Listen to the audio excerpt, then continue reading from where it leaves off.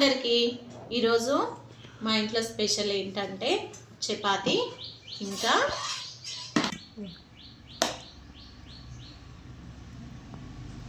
ఇంకా కోడికాళ్ళతో అయితే కర్రీ అయితే ఇట్లా ప్రిపేర్ చేసిన ఫ్రెండ్స్ చూడండి. ఇట్లా వేసుకునేది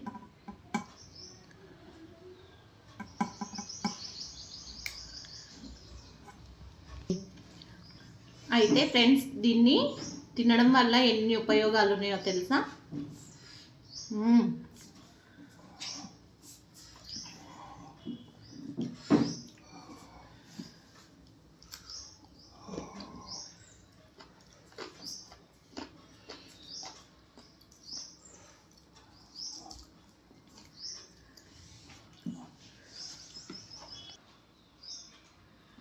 ఇది కర్రీ అయితే సూపర్ టేస్ట్ ఉంది ఫ్రెండ్స్. చీ అని అనుకోవద్దు.